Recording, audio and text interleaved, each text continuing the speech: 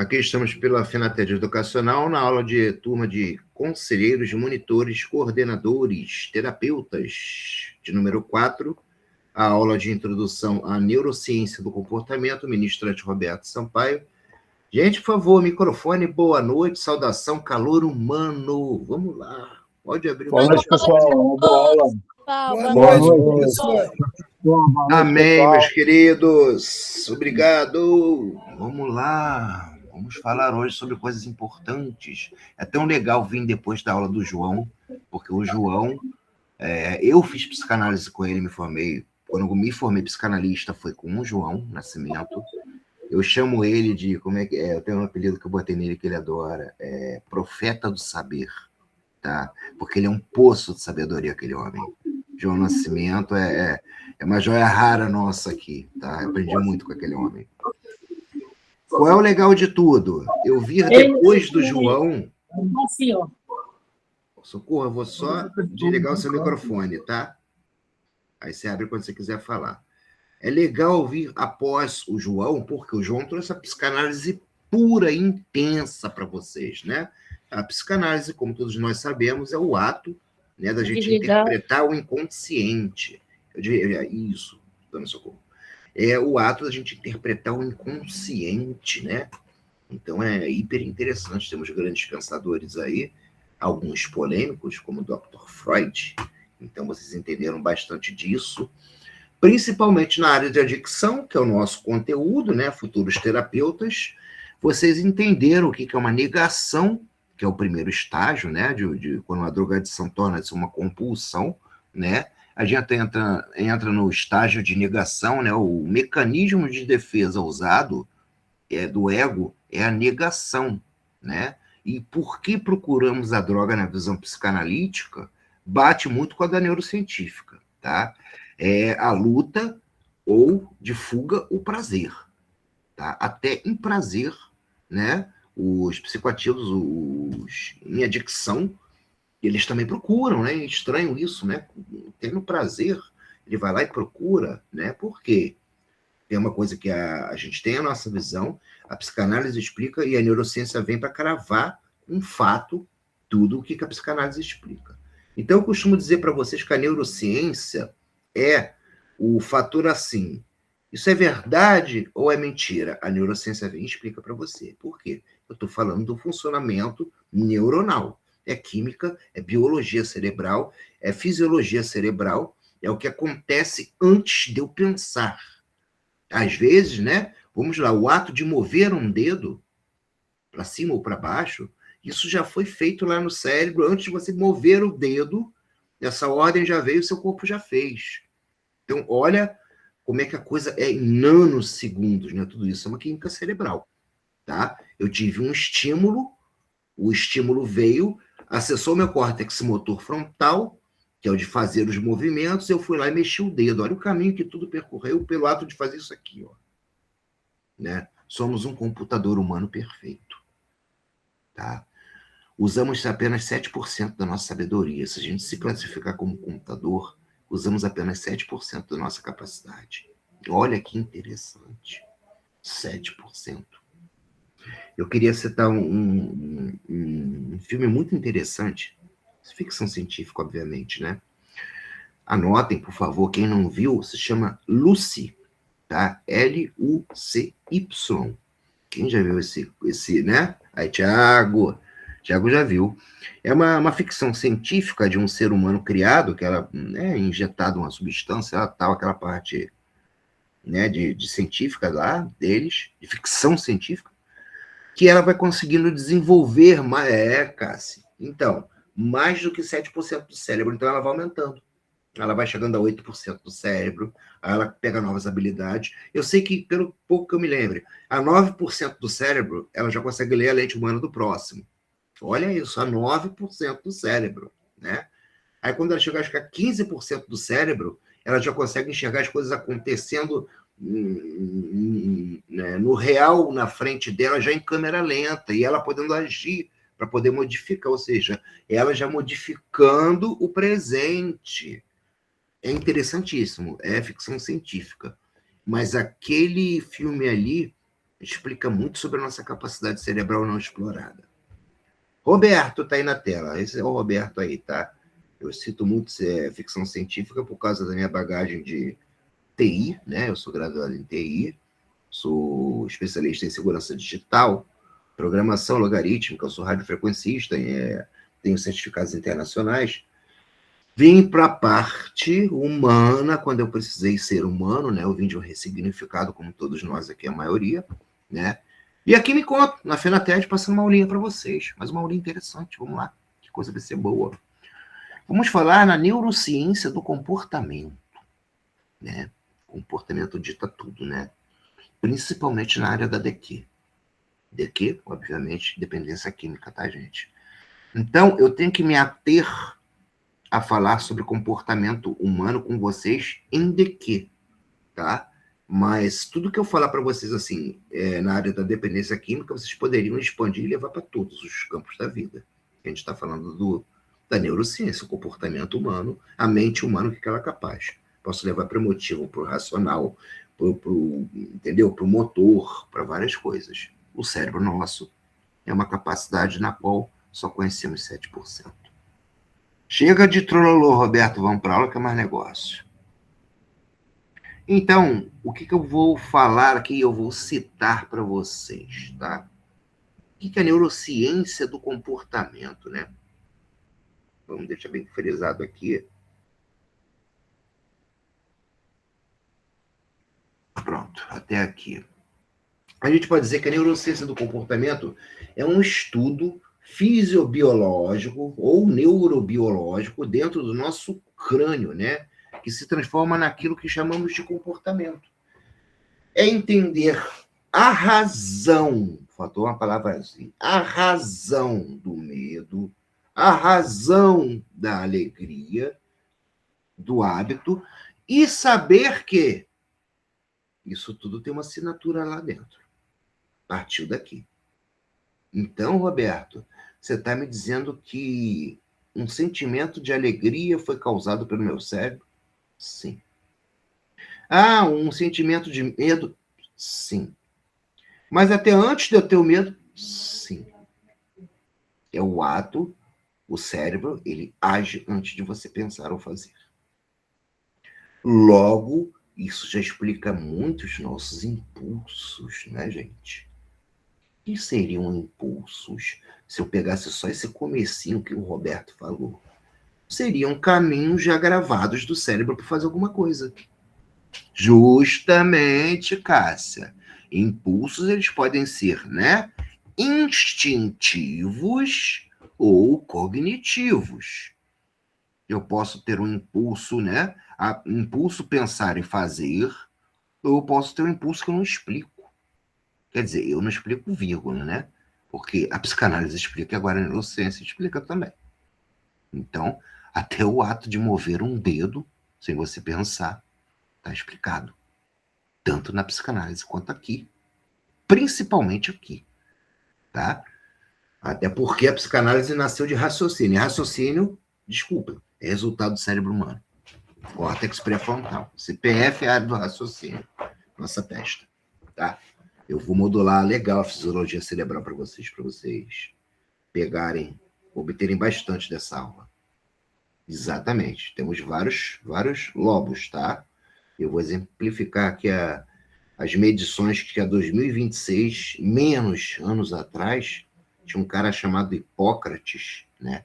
Ele já estudava as partes do nosso cérebro responsável por cada função, né? Vocês tiveram aula de Barbacena? Dá um joinha aí para mim. Todos viram aquela que nosso Holocausto? Conhecem nosso Holocausto? No nosso Holocausto era muito comum um procedimento, quando tinha um interno que causava muito problema, fazer uma lobotomia. Todo mundo já ouviu falar da lobotomia? Acho que poucos, alguns já, né? A lobotomia... Oi, perdão, Tiagão? Desculpa ter falado assim, mas interessante eu ouvir também. Não, show de bola. A lobotomia era uma coisa assim, estúpida de você danificar uma parte, tá? a lobotomia de Barbacena. A lobotomia de hoje em dia é diferente, tá? É feita através de operação. Mas a de Barbacena, você inseriu uma cânula pela sua nasofaringe, tá? Para acessar o córtex pré-frontal e dar uma danificada nele. Logo, a pessoa não tinha mais comportamento, não tinha mais humor, ficava meio morto-vivo, sabe? Meio zumbi. Olha isso, por afetar, né, o cérebro. O professor também chegou a passar o caso de Phineas Gage para vocês, por acaso? Do homem que trabalhava na estação ferroviária, da estaca? Não, né?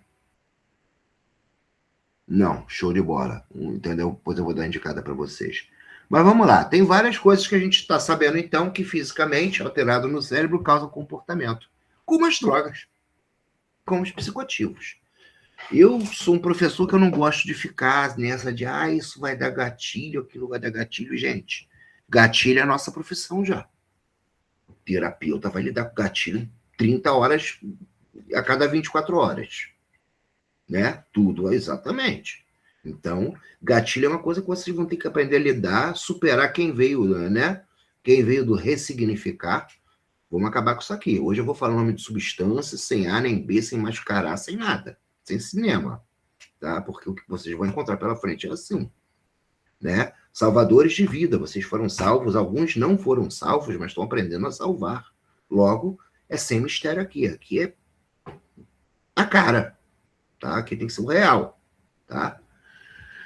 Neurociência do comportamento. Estudamos, então, que processos biológicos dentro do nosso CNC podem transformar naquilo que a gente chama de comportamento, né?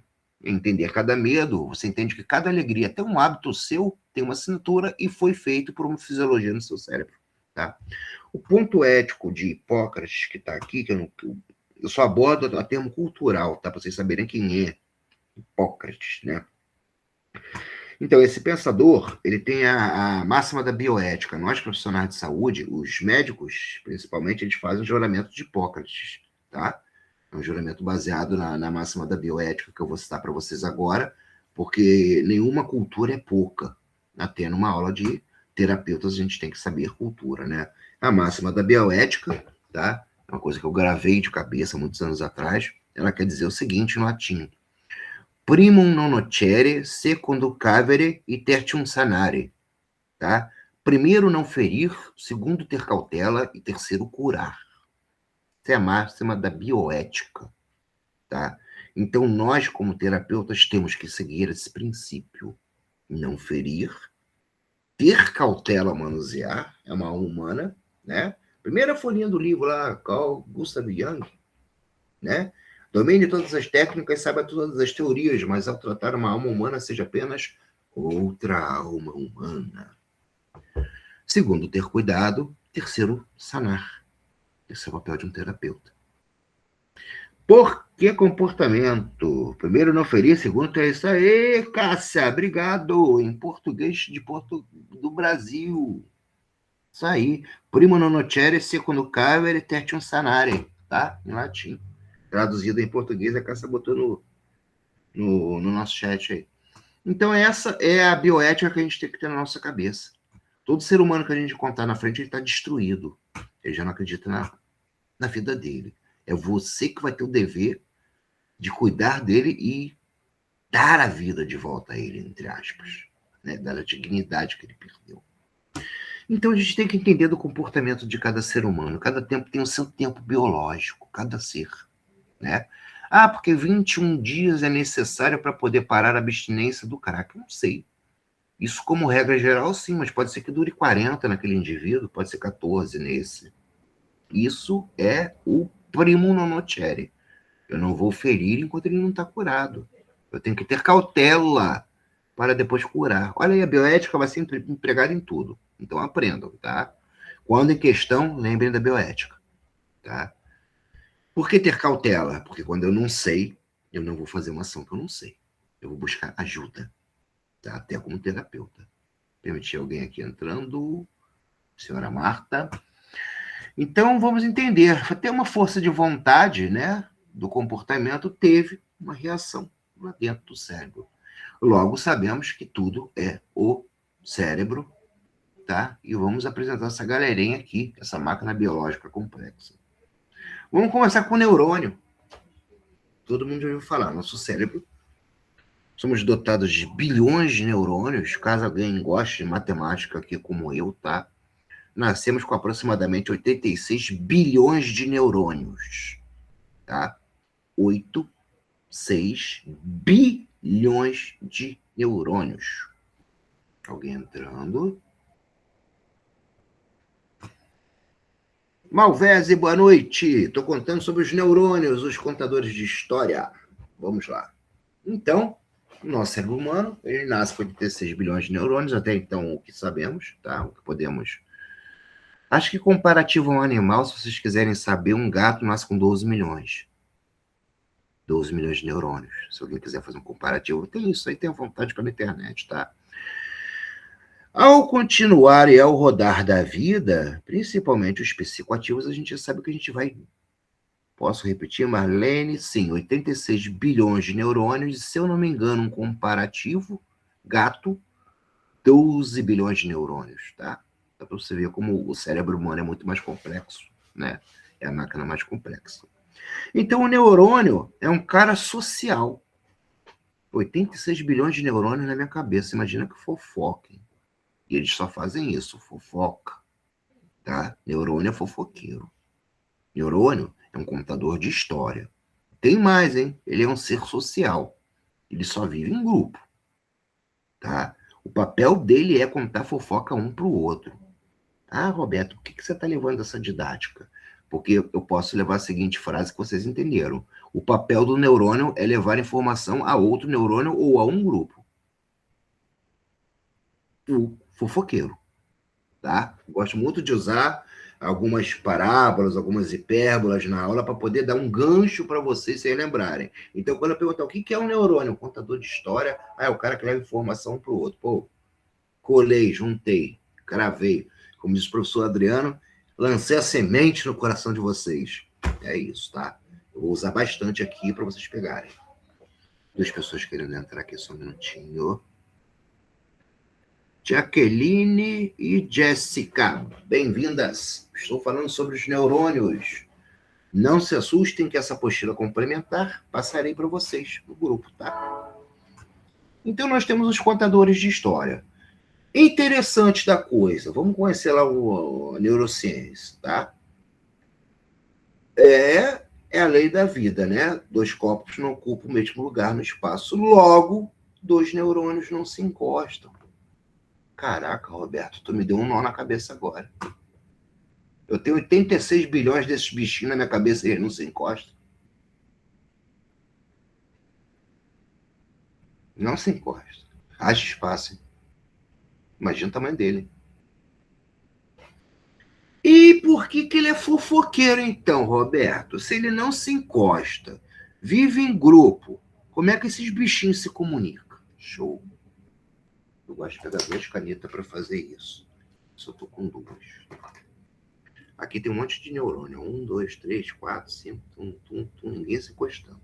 Mas eles, para trocar uma informação, eles fazem isso, ó. Vou pegar um lado aqui, ó. Eles chegam perto, assim, ó. Pertinho, tá vendo? Isso aqui eu tô falando de 2 neurônios, tá? Multiplica isso aqui por 1 milhão, tá? Digamos que tem 2 milhões de neurônios aqui, 2 aqui. Eles chegam perto. E nesse espacinho aqui, sabe o que eles fazem? Eles soltam uma faísquinha. Um impulso elétrico. Né? Que é a biovida. O ato da comunicação entre um neurônio e o outro se chama sinapse. Podem anotar isso, que vocês vão ouvir muito sobre isso. Sinapse. Logo, Roberto, quando junta 30 milhões de fofoqueiros de um lado e 70 mil do outro, e eles ficam fazendo sinapse, é tanta força ali, tanta energia que vai surgir alguma coisa.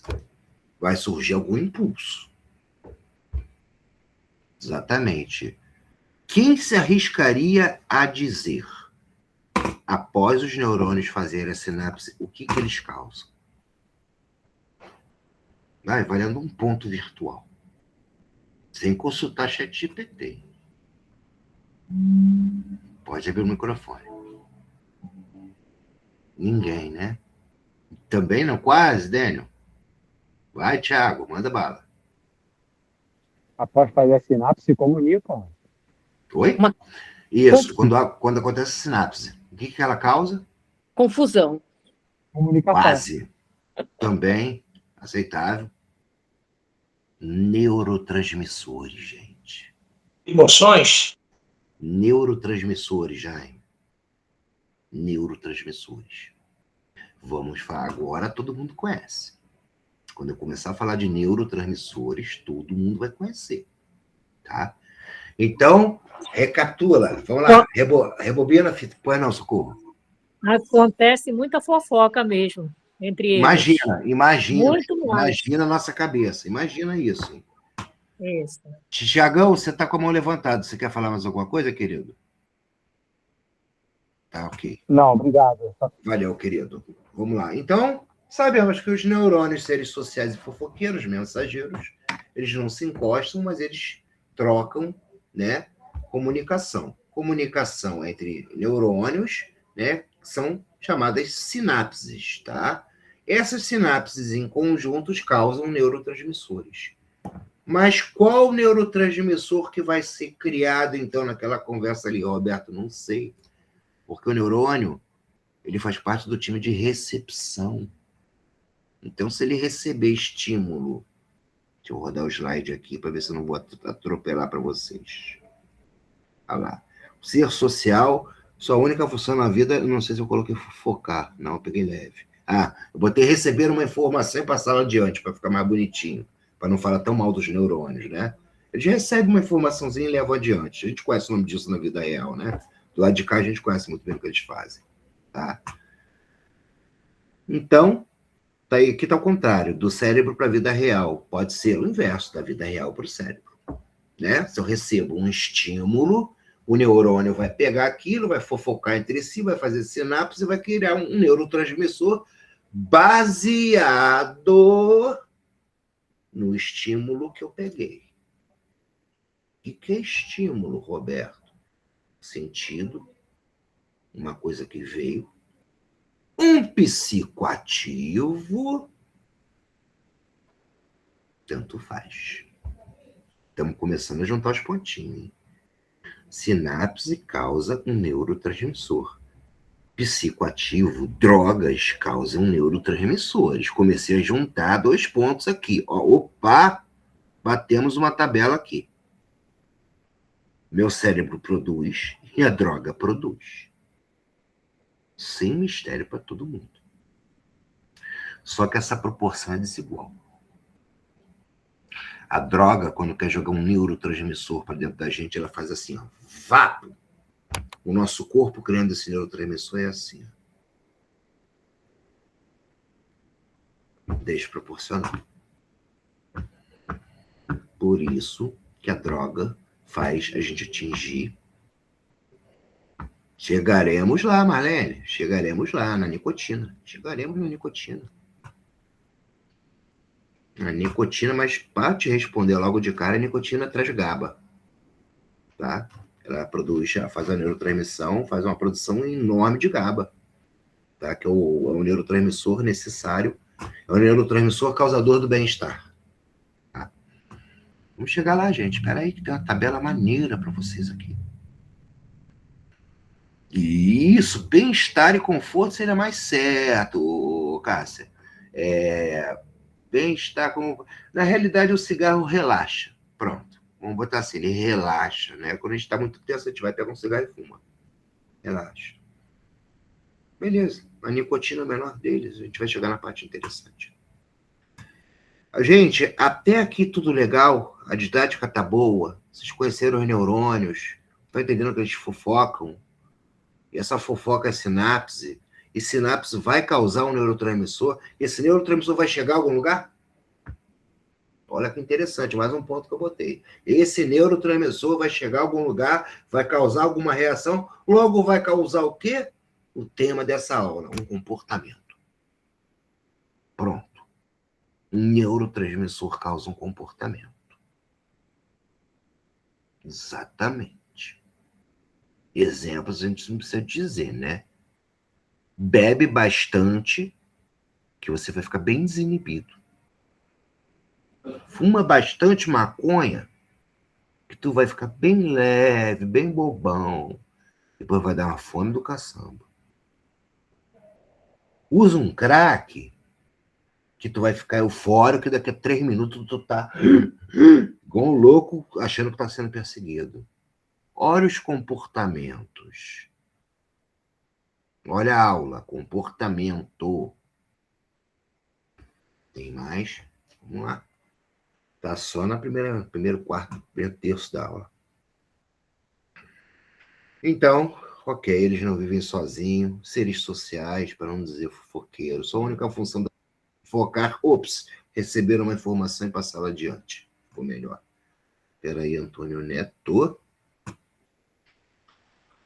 Ok, sabemos então que a gente tem recepção, a gente tem os neurônios que são os principais, os caras se comunicam através de lacinhos de eletricidade, muitos lacinhos criam sinapses, sinapses de acordo com a fofoca do dia, se for time de futebol, vai criar o neurotransmissor time de futebol. Se a fofoca for política, vai criar o neurotransmissor política. Se a fofoca for outras coisas, a gente já vê adiante. Até aí, sem mistério para ninguém. Vocês estão sabendo neurociência agora, o básico da neurociência. Tá? Estou explicando por dentro o que vai acontecer aqui fora. E depois eu vou explicar de fora o que vai acontecer aqui dentro. O legal dessa aula é isso. Vocês vão ter 2 visões científicas verdadeiras e comprovadas. Aqui não é hipótese. Tá? Aqui é fato. Vamos lá. Agora acho que já começa a ficar interessante. Sim, tá. Eu trouxe aqui primeiro para vocês ele. Olha o homem aí, gente. Esse é Hipócrates, tá? Embora eu tive que buscar uma foto da internet que eu odeio ter que usar alguma coisa para fazer foto ou algo, acaba saindo com o nome errado, né? Não é lóbulo, é lobo, tá? Então esse é o Hipócrates que eu falei no início da aula, da neurociência do comportamento, e algumas áreas cerebrais. Vocês estão conseguindo visualizar cada areazinha aí? Não sei se está dando para ver o que pode fazer cada uma aí, tá? Mas olhem bem ali. Essa parte em azul aqui, tá? É a nossa testa, certo? Aqui seria o nariz e aqui seria a boca, tá? Pra vocês terem ideia. Isso aqui é a medula espinhal que vem para a espinha, tá? Que é outro grande receptor do corpo. O cerebelo, lóbulo temporal, tá? Ou a gente chama também do outro lado, o hipocampo. O lobo frontal, que eu falei para vocês aqui da famosa... Como é que é o nome? Às vezes os neurônios do professor falha. É da lobotomia, tá, Tiago? Da lobotomia, o objetivo era era afetar assim, de qualquer forma o córtex pré-frontal. Por quê? Porque olha lá por que ele qual a razão dele, né? Aqui, ó. Movimento motor, raciocínio, personalidade, planejamento. Então, eu costumo falar assim, desculpem o termo, o Roberto Sampaio vem para polemizar. Quando vocês assistirem a aula aí, ministrante Roberto Sampaio se prepara. Eu venho para causar. Eu venho para botar a minha visão, tá? E as minhas visões através de estudos. Eu sou pesquisador. Então, o que eu vier para falar, como numa outra aula eu virei e falei assim, os 12 passos não é religioso, o nego pulou. E eu provo que não é. Tá? Ele foi adaptado ao lado religioso. Por quê? Porque aquilo dá mais força. Mas isso é uma outra aula, se bobear eu pego ela com vocês, se Deus quiser. Amém. Ou o meu superior permitir. Amém. Olha aqui. O ato da lobotomia, que eu quero falar que eu vou causar impacto em vocês, seria um estupro da mente. Pronto. Porque você inseriu uma cânula, tá? Pelo nariz, dá uma marretada para atingir o córtex pré-frontal do ser humano. A cena acontecia, hein? Em Barbacena acontecia, tá? Só porque ele era mais agitadinho, eu pegar e meter um cravar um negócio ali, dar-lhe uma marretada para poder danificar o córtex pré-frontal, para aquele cara que era um ser humano, ele podia estar no estágio de loucura por estar ali, na realidade, né? Como todos conheceram a história de Barbacena, e eu danificar o cérebro dele para ele não ter comportamento. Existe prisão maior do que essa? A prisão do próprio corpo. Eu não senti emoção. Eu não consegui raciocinar, gente. Gente, isso é uma atrocidade. Sim, uma paralisia, mas que você não pode definir se é paralisia. Isso é uma pergunta, Rafa? Então, uma atrocidade. Isso acontecia. Está em Barbacena. Acontece até hoje em dia. A lobotomia. Ela está mais humanizada. Mas eu acho que o ato de você tirar um sentimento nobre de uma pessoa, ou o ato dela raciocinar, você está transformando um ser humano em animal para agir por instinto. Então é muito feio isso, tá?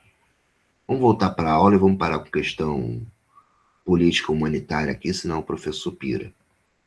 Lóbulo temporal, tá? A gente tem audição, memórias, tá? Isso aqui na realidade não é lóbulo temporal, meu Deus do céu. Essas imagens vêm que não vêm, tá? Isso é hipocampo, tá? É o lateral. Mas tá valendo. Audição, memória e reconhecimento de faixas de linguagens, tá? De Wernicke. Tá? O córtex motor ali, que é o CPF, córtex pré-frontal, raciocínio, personalidade, planejamento, movimento. Parietal, é percepção sensorial, mas eu diria assim, é totalmente ligado às percepções do corpo, entre tato, dor, a temperatura, dá não é uma orientação espacial também, ficou errado, não é espacial, é do espaço, né? É um córtex que ele dá, digamos assim, mexe com equilíbrio, te dá noção do espaço que eu estou do computador, né? O córtex que ele processa essa parte. O occipital, que fica na altura da nossa nuca, é o processamento visual. É muito legal que eu já li o gibi aqui, que aparecia lá, eu gostava muito quando era criança. Tinha os metralhas, eles andavam com aquele saquinho de peso, aí chegava perto da vítima e fazia assim, pá na nuca, aí a vítima fechava o olho e desmaiava. Ali é uma pancada no lóbulo occipital. Viu? Por quê? Porque ele é responsável pela visão. Então, uma pancada ali pode me apagar, tá? Isso é legal, são as áreas do cérebro para vocês bem conhecerem. Agora, vamos lá, vamos para o interessante da aula. Vamos para o nosso ponto-chave da aula. Vamos começar a falar. Conhecemos as vias, conhecemos para onde, né, os neurotransmissores podem ir.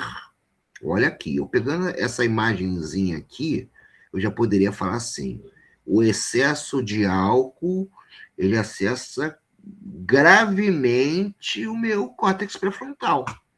Olha lá, movimento motor, personalidade e raciocínio.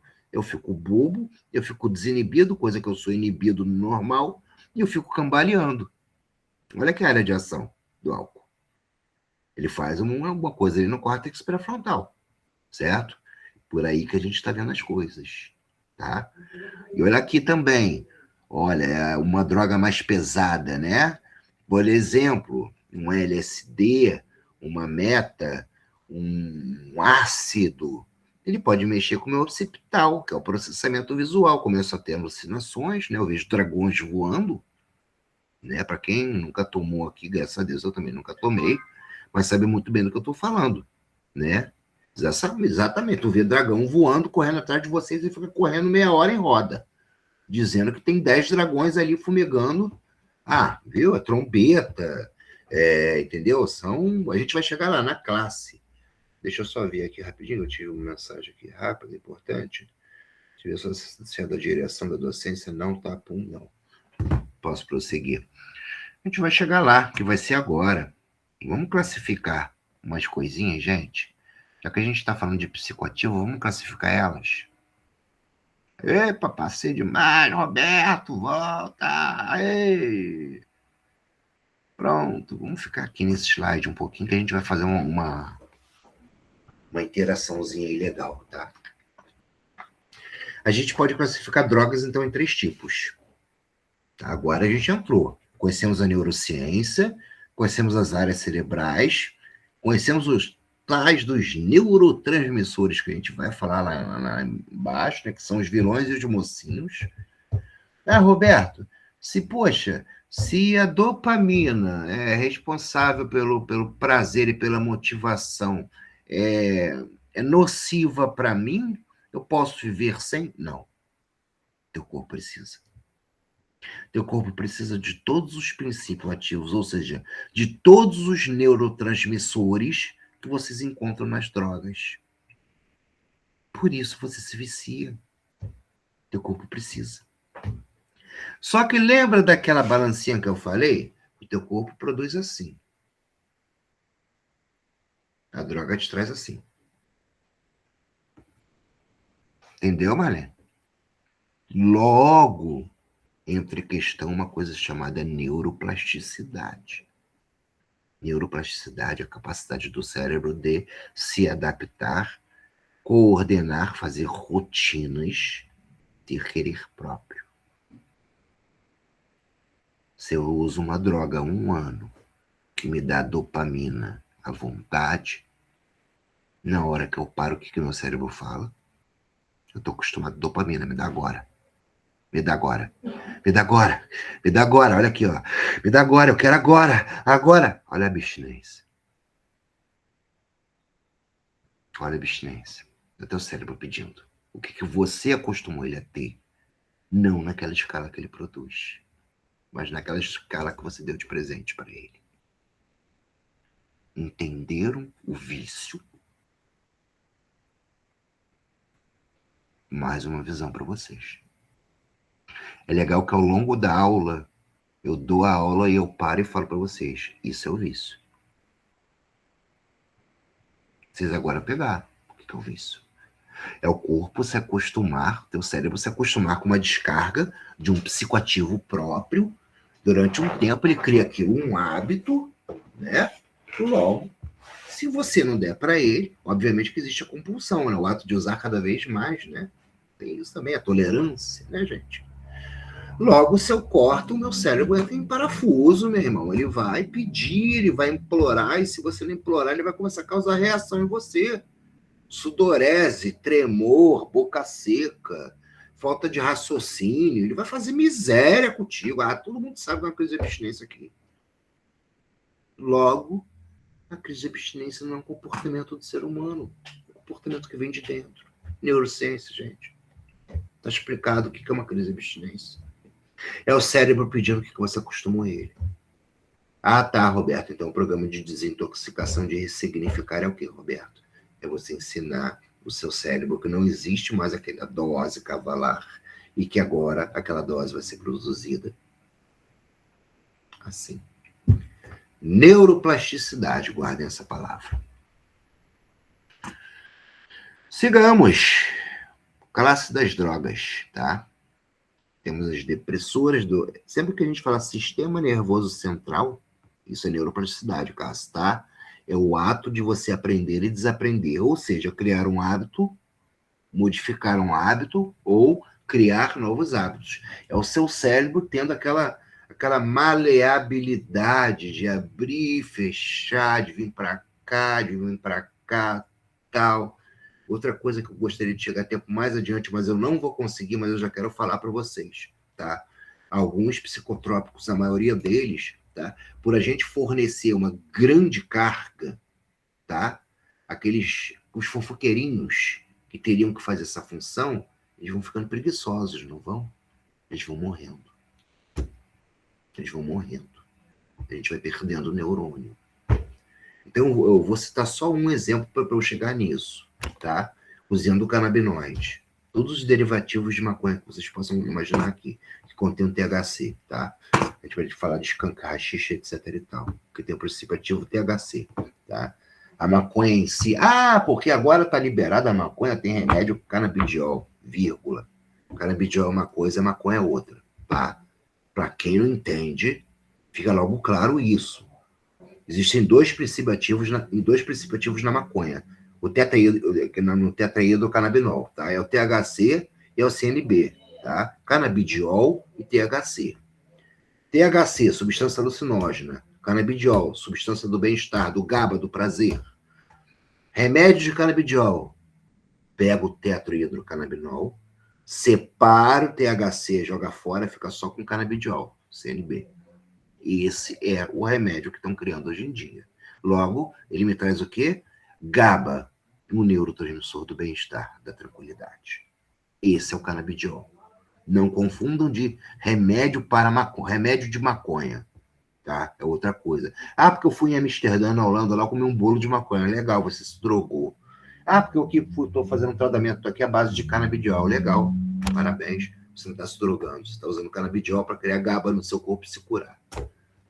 Diferença, tá? Principalmente na maconha é essa. Depressores do sistema nervoso central. Valeu, Tiagão. Obrigado aí. Quem entendeu aí, dá um joinha, tá? Por favor, Tiago. Posso falar, professor? Uhum.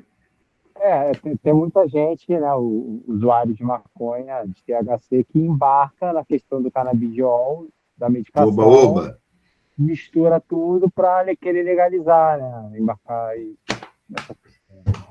A galera já entra no legalize já, né? Acho que é festa. Mas não é bem assim não, Tiagão, você falou bem. Esse é apenas um exemplo, tá? O canabidiol, porque ele está sendo muito usado, muito difundido agora.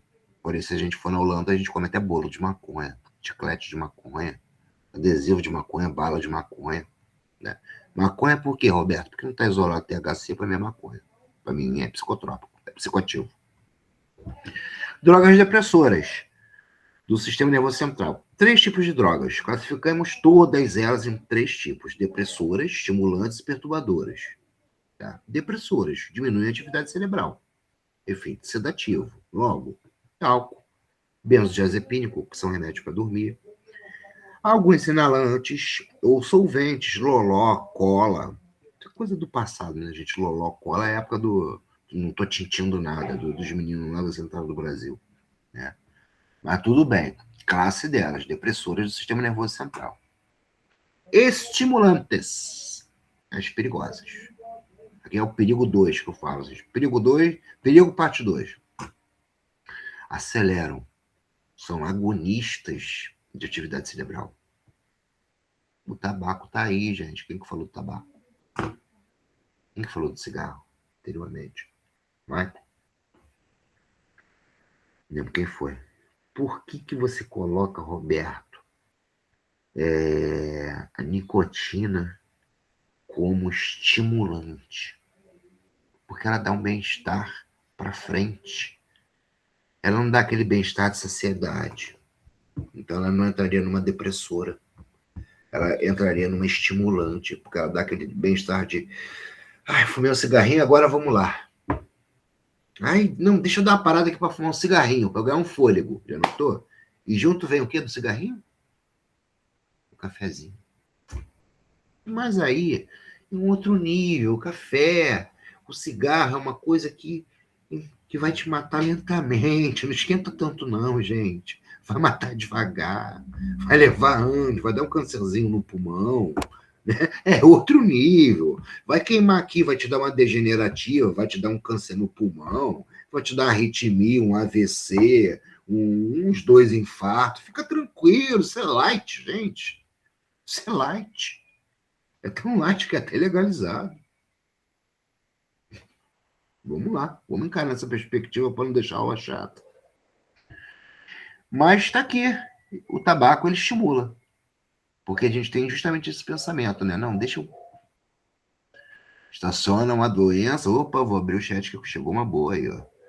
Justamente. Marlene, substituição. Redução de danos. Se eu não quiser fazer uma bistemia, eu posso reduzir, logo substituir. Por exemplo, existe um fármaco chamado, acho que é clorhidrato de bupropiona, tá? Que ele é um inibidor de SNRS. Esse fármaco, o que ele faz? Ele já te dá uma sensação de saciedade interna ao você tomar o fármaco, e ele inibe a recaptação Logo, principalmente esse fármaco, ele é porque isso seria psicofarmacologia, não poderia abordar legal com vocês. Mas vou dar o exemplo do cloridato de bupropiona, né? E, então, ele é usado para quê? Ele já joga para o teu cérebro aquele engano. Olha, eu estou num bem-estar aqui. Eu estou no bem-estar. Quando aquele bem-estar está sonhando, ele recapta aquilo. Eu continuo no bem-estar aqui. Continuo para quê? Para substituir a tua vontade de fumar para te dar o bem-estar. Certo? Então, são fármacos que ajudam você a não agir numa abstinência total. Fazer uma redução de danos. O que eu acho interessantíssimo. Tá? Aí, estou usando a bupropiona para parar de fumar. Você está conseguindo. Você diminuiu. Com certeza. Tiago, pode falar, querido. Eu já usei a Bup, né? Isso. Para depressão, para ajudar a parar de usar Também. cocaína. Também. Mas- Ele, numa dosagem alta de manhã, que no início me ajudou bastante, mas aí. depois o médico, acho que ele demorou a tirar e me causava muita euforia de manhã. É o eu corpo achei que me acostumando, né? atrapalhou. Me É o corpo atrapalhou, acostumou, né? Tiago. Demorou a baixar. Essa euforia me deixava muito up, né? Muito. É porque, Tiago, aí está o X da questão. Os psicofármacos, né? Que até eu dou um curso sobre isso, tá, gente? Sobre neurociência e psicofarmacologia, vocês devem conhecer. Os psicofármacos, eles entram como auxiliares, Tiago, eles não entram como solução, né? Embora esteja até ocorrendo aí o estudo da ibogaína, eu não sei se vocês já ouviram falar da ibogaína, né? É uma substância que ela faz aversão à cocaína. Mas até então está em estudo, filho. Tudo é estudo. Estudo, estudo, estudo. Por enquanto é medicina alternativa. Mas a BUP já é usada para o cigarro. Porém, durante um tempo, como o Tiago falou. Após um tempo, o corpo a neuroplasticidade vai acostumar com aquilo vai te dar um efeito rebote, vai te causar outra coisa. Tá? Então, lembre-se, fármacos, quando a gente entra num programa de redução de danos para fármacos, tá? Isso é temporário. O psiquiatra ele vai ter um tempo para criar aquilo ali e você vai ter que, já aproveitar que você está estabilizado, você vai ter que estar com sua força de vontade ou com sua terapia para você poder cessar de vez. Show? Marlene, queridão, pois não, pode falar. Boa noite, professor. Boa noite, queridão. Eu já atuo na área como coordenador. Perfeito. Né, e eu também tomo, né, esse BUP junto com o Ninaldrex. Sim. Né, eu tomo ele vai fazer mais ou menos uns 4 anos. Certo. Mas eu continuo ainda, né, no uso do cigarro, mas controladamente. De 20 cigarros eu passei ali para 10 por dia. Ótimo. Né? Eu estou diminuindo cada vez mais, né, aos poucos, como eu posso. Ótimo. Porque eu sou uma pessoa muito explosiva e muito eufórica. Sim. Principalmente, né, na parte quando eu acordo. Certo. Porque a minha psiquiatra, quando ela receitou um para mim tomar só de manhã. Né? E se eu não me engano, eu acho que ele é de 12 em 12 horas. Né? Certo. Então, então daí ela passou um para de manhã e um para de noite. Aí é onde já estou começando a me controlar mais, né? A ficar mais sereno, assim, vamos dizer. Né? Tá certo. Deixa eu só jogar um parabéns aqui, que eu recebi a notícia agora aqui no chat, rapidinho que eu já falo contigo aí. É isso mesmo, tá? Mas lembrando, deveria ter sido feito um ajuste aí, tá? Não sou psiquiatra, gente, por favor, nem posso falar de outro profissional, mas eu acho que deveria ter sido um ajuste, tá? Mas desde o momento, a gente da área médica, vamos falar, todos nós somos da área médica, tá? A gente costuma usar aquele jargão, né? Um time que tá ganhando não se mexe.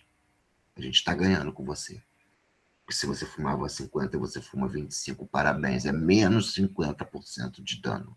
E qualquer dano a menos é vitória a ser comemorada.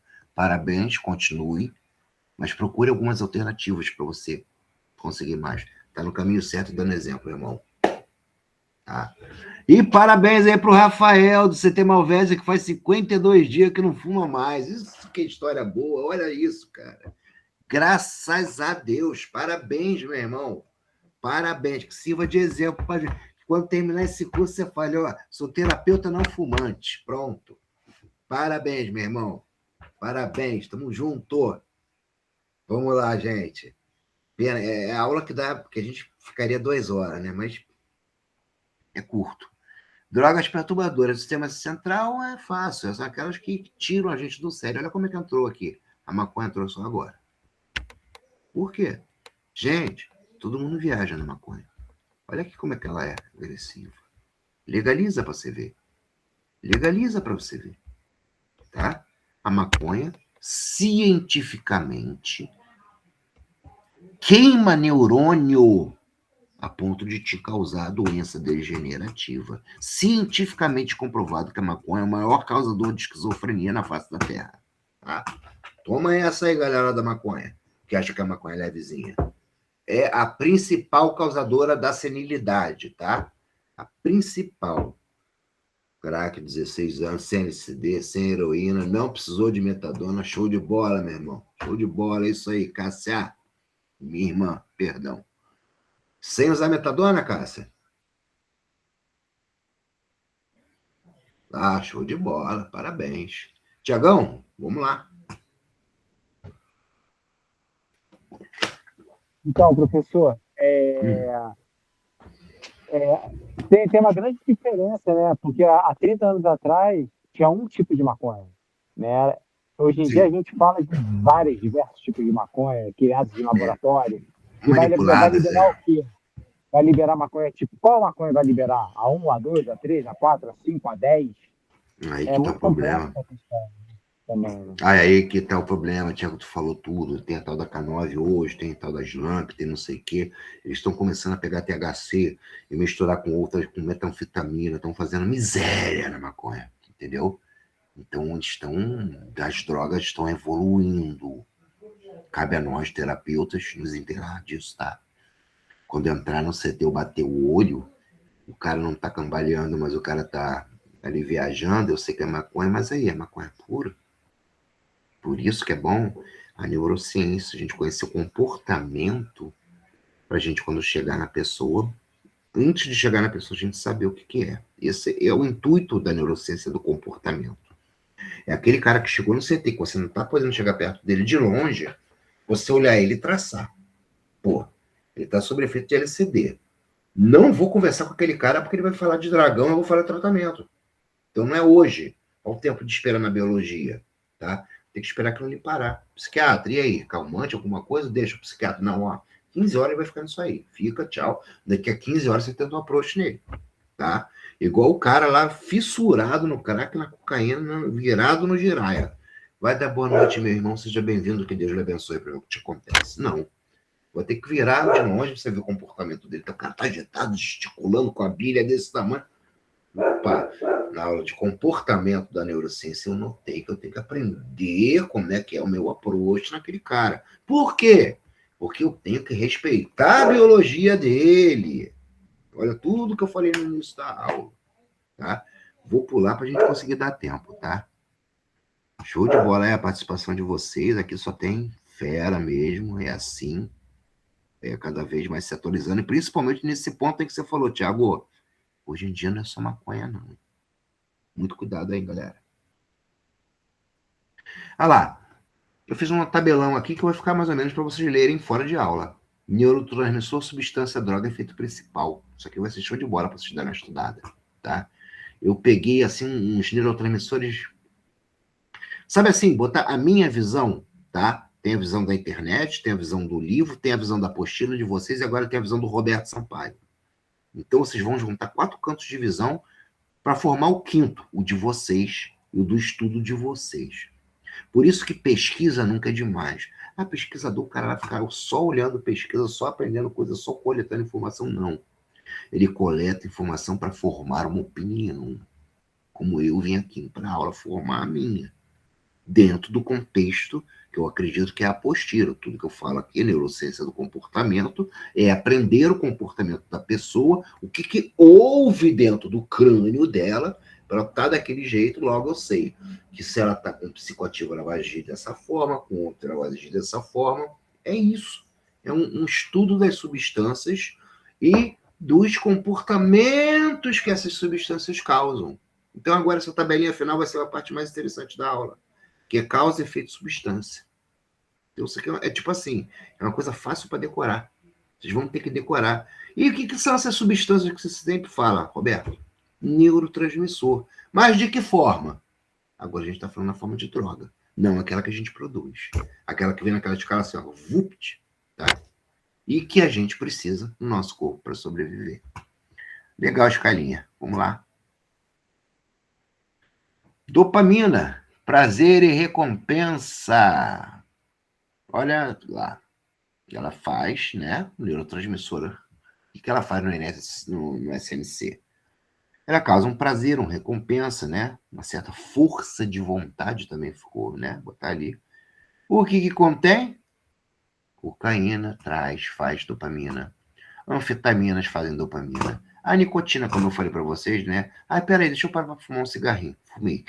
Ah, tá. Agora vamos lá, vamos continuar. Compensa. Euforia extrema, a dopamina em alguns casos. Em alguns casos, estado de alerta, hiperfoco, forte impulso para a repetição, vício. A dopamina é um dos neurotransmissores que vão levar ao vício. A neuroplasticidade, aprender que se eu tenho uma dose de dopamina cavalar, eu quero ela, você não tem ela para me dar, vou começar a dar piti aqui, tá? Dopamina.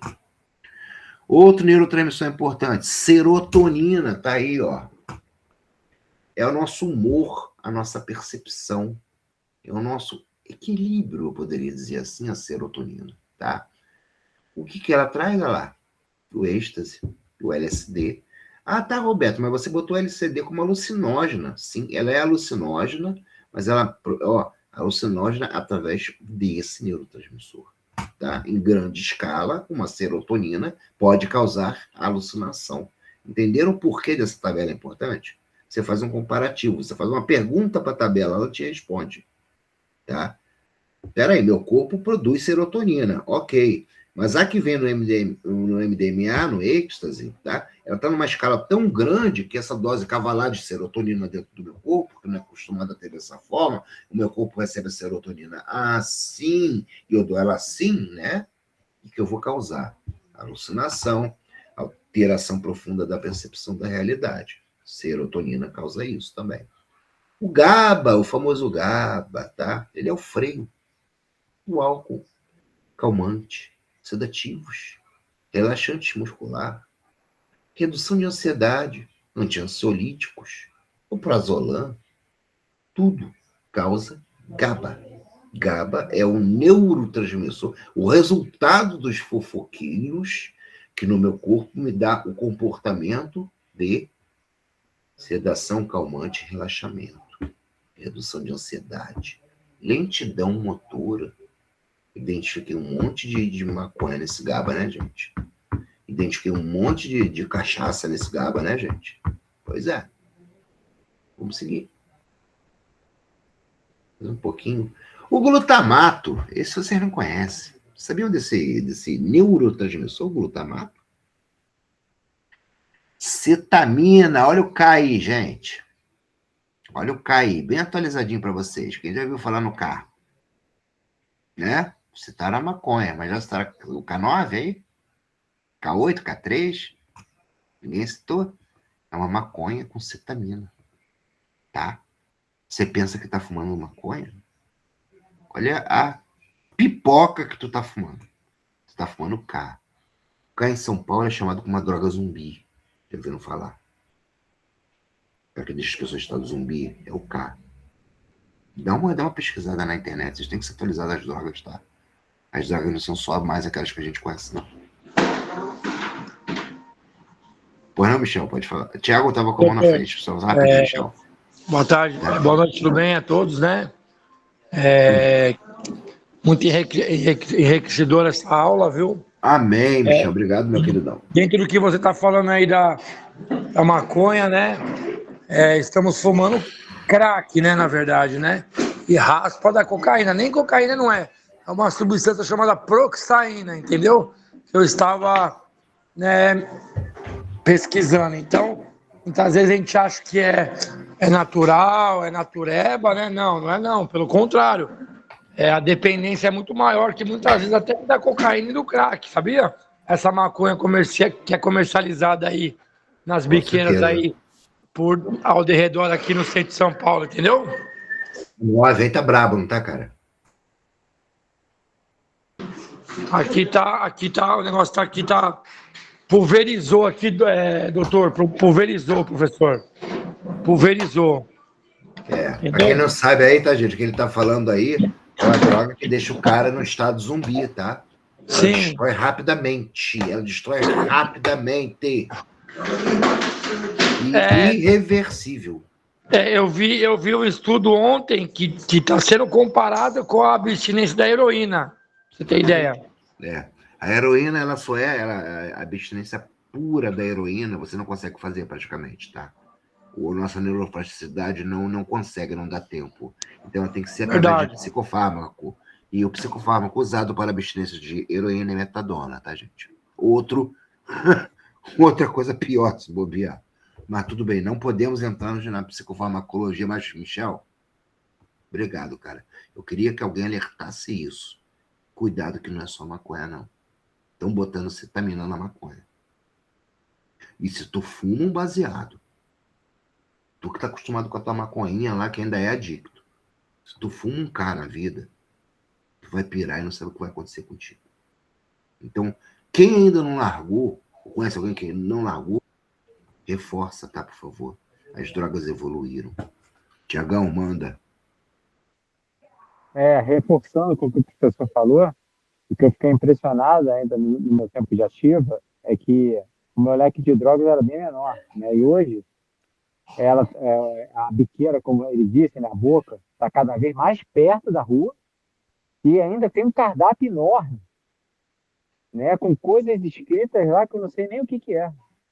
Cara, é uma prateleira de mercado, o negócio tá feio. O negócio tá feio. Eu já entrei em Cracolândia para resgatar a pessoa. Aí eu já passei em banquinho. Misericórdia, meu irmão. Tinha droga que eu não conhecia. E eu, como terapeuta, sinceramente. Exatamente. Tinha nome ali que eu não sabia. É absurdo, gente, é absurdo. Esse mundo tá muito surreal, tá? Vocês que vão cuidar dessas vidas, por favor, sejam mais humanos. Mais do que nós já somos. Deixa eu tentar terminar essa lista, gente, que é importante. A endorfina, tá? Isso aqui é muito, muito perigoso, muito perigoso. A endorfina é muito perigosa, tá? Tanto que ela tá na heroína, na morfina, no fentanil, tá? Fentanil, para vocês terem ideia, tá? É um opiáceo para operação médica. Vocês sabiam que eles botam fentanil na maconha? Olha isso, gente. O Boa Noite Cinderela é dado com fentanil. Só que uma dose muito grande de fentanil pode diminuir teu batimento cardíaco e tu vai para as botas. Gente, olha como é que tá as drogas nas ruas hoje. Tudo bem, o objetivo não é droga, gente. Vamos falar das substâncias, vamos voltar para o nosso foco.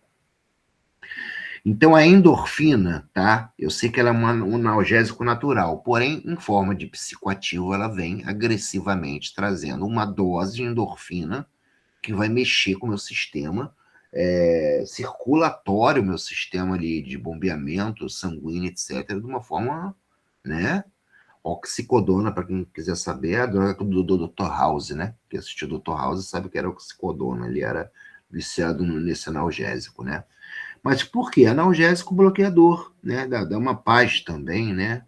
Mas causando depressão a longo prazo. Logo, a endorfina, um neurotransmissor que a gente produz, vindo através de psicotrópico, pode causar todos esses males aqui que a gente está vendo, tá? A anandamida, que é um regulador do sistema, que tem também no THC, tá? Que ela dá um relaxamento, mas ela dá uma alteração do tempo. É outra coisa produzida pelo nosso corpo. E a acetilcolina, que tem a ver com o foco e com a memória. Por incrível que pareça, a nicotina leva a isso. Leva a essa produção de acetilcolina também, tá? Porque melhora temporariamente minha atenção. Tanto que se eu sou um compositor e fumar um baseado, eu vou compor melhor. Olha que coisa também, né? A droga vem trazendo um neurotransmissor que o meu corpo é capaz de produzir, mas eu prefiro injetar aquilo no meu corpo através do psicoativo, gente. O meu corpo, o meu comportamento, minha neurobiologia é autossuficiente para produzir tudo que eu preciso para minha completa homeostase. O que é homeostase? É o meu equilíbrio, tá? Hormonal, neurotransmissor do corpo. Ou seja, tudo que eu preciso para o meu dia a dia, o meu corpo é capaz de ter. Mas qual é a moral da história? Nós buscamos tudo isso através das drogas, porque a droga é uma luta, é uma fuga, um prazer mais imediato. Se eu estou sentindo dor, eu não vou querer tomar um Dorflex, que é uma coisa mais calma. De repente, se eu sou um adicto, eu vou ali, quer saber? Eu vou meter uma oxicodona para dentro. Aí é mais rápido. Olha você fazendo o uso errado para produzir um neurotransmissor numa escala que você não precisa. O que isso vai causar a longo termo? Para eu poder fechar a aula para vocês. Eu vou queimar neurônio. O neurônio vai falar, eu não faço mais minha função, para que eu sirvo? Ele morre. E os neurônios morrendo, a neuroplasticidade, ela é obrigada a reagrupar. Era 86 bilhões de neurônios, agora nós somos só 30 bilhões de neurônios para fazer toda aquela função que nós, 86 bilhões de neurônios, fazíamos. Logo, algum campo vai ficar em déficit. Logo, eu quero explicar para vocês isso. O seu cérebro vai se organizar, mas vai começar a acontecer o quê? Patologias, doenças, coisas.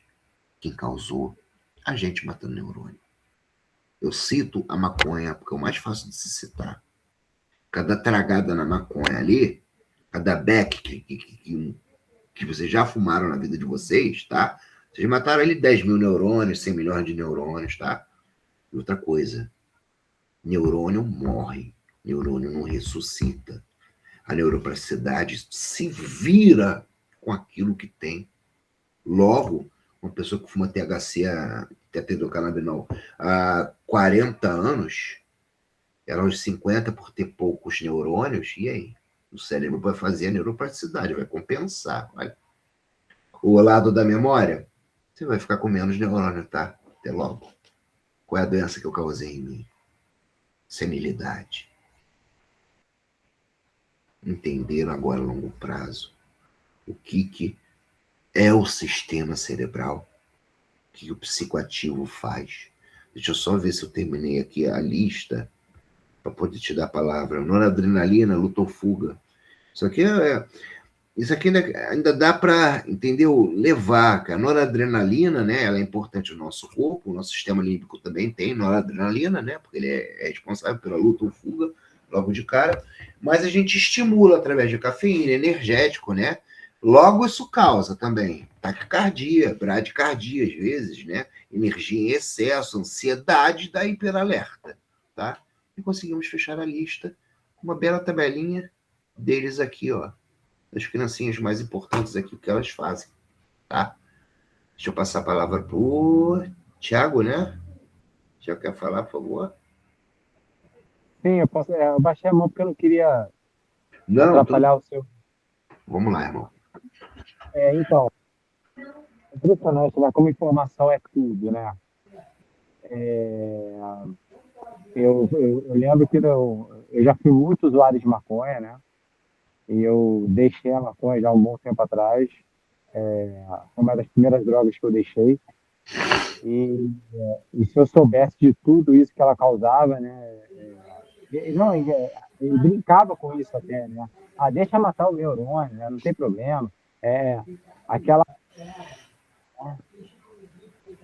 de confrontar, de enfrentar, de achar que...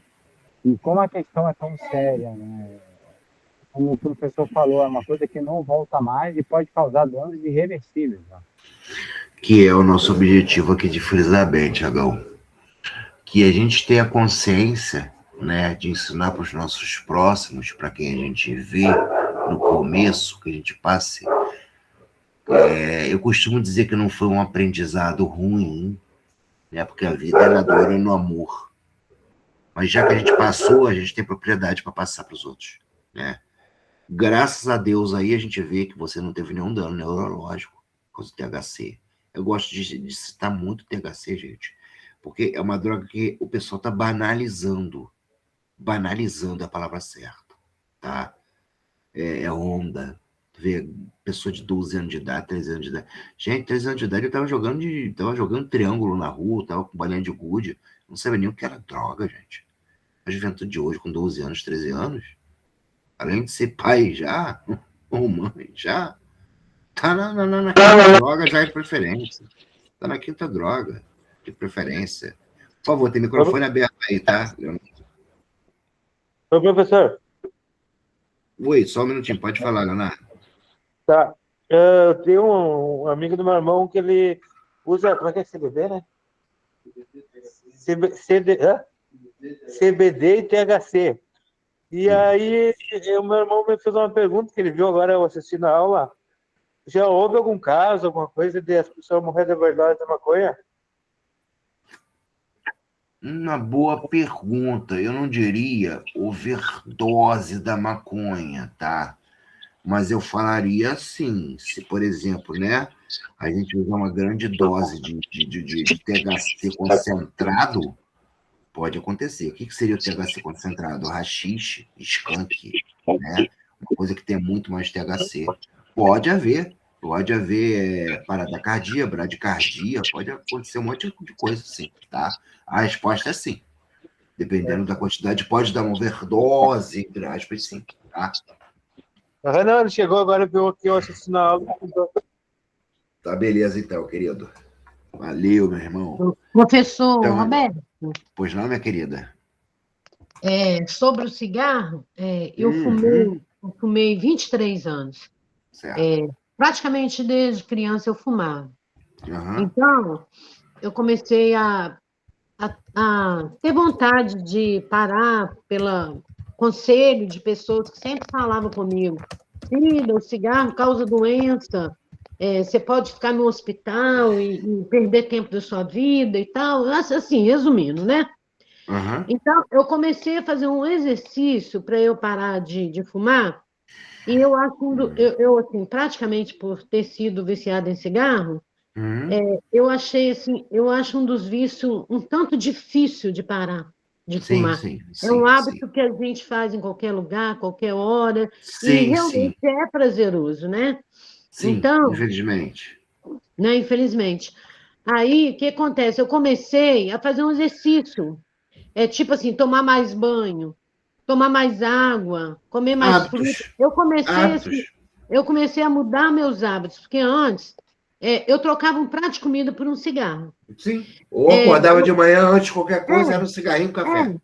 Se me dá um cafezinho, um cigarro está ótimo. Sim. Então, eu comecei a mudar os meus hábitos de coisas que eu não me importava, que era comer fruta, e eu não colocava na geladeira, não. Eu deixava em cima da fruteira para eu ver ali, e comecei a fazer isso, sabe? Ganhei uns quilinhos a mais, né? Mas Isso, normal. hoje tem mais ou menos, eu acho que tem uns 35 anos. Você Então, parou. eu comecei a fazer isso e a falar, sabe? Entendi. Eu falava para minha mãe, eu estou conseguindo. Eu não contava assim, eu contava por hora, eu não contava por dias, não. Eu contava assim, Entendi. pelas horas que eu consegui, porque 1 hora, 2 horas, 3 horas para mim era 1 milhão de tempo. Verdade. Eu não contava por dia, porque eu achava que por dia ia demorar muito fazer 1 ano, 2 anos, 3 anos. Eu comecei a contar por hora. Por quê? Eu não conseguia ficar nem meia hora. Eu comprava 2, 3 pacotes de cigarro. Então, eu tinha esse hábito, assim, com tranquilidade, porque a gente tem liberdade de fumar em qualquer lugar. E no meu tempo era muito prazeroso, as propagandas levavam muito para o charme de fumar, prazeroso. Mas o que eu quero falar para quem fuma, né? É começar a tomar mais água, mais banho. Eu pensava assim, eu tomando mais banho, Mudar eu os estou limpando meus hábitos. poros, eu estou limpando meu cabelo, eu estou tirando Sim. esse cheiro de dentro de mim, sabe? E deu Verdade. certo. Deu certo para mim, e eu acredito que um pouquinho de boa vontade a gente consegue contando por horas. E Verdade. nessas Pequenos horas, passos. tentar o máximo assim, de tomar mais banho, tomar mais água. E Substituir assim, isso. não é fácil, não. Eu É um sei milagre. disso. Tem que pedir a certo. Deus ajuda, porque é difícil como todo vício, né? Mas Parabéns. dá certo. Fazer um Amém. exercício, sabe?